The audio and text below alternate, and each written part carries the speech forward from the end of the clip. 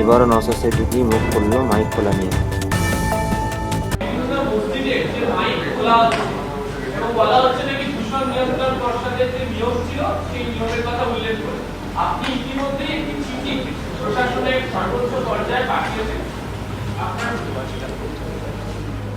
গতকাল থেকে আমার কাছে রাজ্যের বিভিন্ন জেলার বিভিন্ন এলাকার মানুষজন ফোন করে যে তাদেরকে কোনো জায়গায় থানায় ডেকে বা থানার পক্ষ থেকে পুলিশকে পাঠিয়ে এই নিদান দেওয়া হয়েছে যে মাইক খুলে নিতে হবে। মসজিদ কমিটি বা ধর্মস্থান মন্দির বা যে কোনো জায়গাতে মাইক খুলে নিতে হবে। বিশেষ করে মসজিদে যেগুলো খুলেছে আমার কাছে খবর এসেছে, যেগুলো কে বলেছে। আমরা জানতে চেয়েছি কিন্তু পুলিশের পক্ষ থেকে কোনো রিটেন অর্ডার কপি বা নোটিফিকেশনের কোনো কপি দেয়নি। পুলিশকে জিজ্ঞাসা করা হলে পুলিশ এ ধরনের তাদেরকে এড়িয়ে গেছে যে এই ধরনের কোনো রিটেন কপি নাই, বলা হচ্ছে এটাকে শুনতে হবে। কিন্তু এটার উপরে হয় না।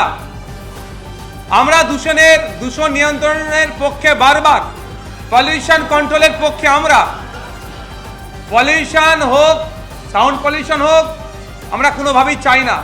কিন্তু এটা একবার না একাধিকবার কলকাতা হাইকোর্ট থেকে সুপ্রিম কোর্ট পর্যন্ত মামলা গড়িয়েছে। স্পষ্টভাবে সেখানে গাইড করে দেওয়া হয়েছে যে কোন জায়গায় কত ডেসিবেল সাউন্ড বাজাতে পারে। পশ্চিমবঙ্গে দূষণ পরিষদ বলুন বা যে আইন আছে 2000-এর আইনের পরিপ্রেক্ষিতে 4টে ক্লাস করা আছে, 4টে পার্ট করা আছে: industrial area, commercial area, residential area, silence area বা জোন, যেটা কি বলবো। যে নিয়ম নির্দেশিকা আছে দিনের জন্য তথা সকাল 6টা থেকে রাত 10টাকে দিন বলা হচ্ছে এই আইনের পরিপ্রেক্ষিতে, রাত 10টা থেকে সকাল 6টাকে বলা হচ্ছে রাত। কত ডেসিবেল বাজানো যাবে নির্দিষ্টভাবে করা আছে। তারপরেও প্রশাসনের পক্ষ থেকে একটা অংশ যেভাবে ভয় দেখিয়ে এক প্রকার হুমকি দিয়ে বন্ধ করানোর চেষ্টা করছে, মাইক খোলার চেষ্টা হচ্ছে ধর্মস্থানগুলো থেকে, এর আমরা পরিপন্থী। অলরেডি আমি আমাদের রাজ্যের যিনি ডিজি আছেন, ডিজি স্যারের কাছে জানতে চেয়েছি, কারণ একাধিক জায়গায় একাধিক রকমভাবে বার্তা আসছে। এক জায়গায় আসছে আপনার যে টোটালি মাইক খুলে নিতে হবে, আবার একটা বার্তা আসছে আপনার হজরের অর্থাৎ ভোরের সময় যে কল ফর প্রেয়ার বা আজান দেওয়া হয়, পাবলিক অ্যাড্রেস যেটা করা হয় সেটাকে বন্ধ করতে হবে।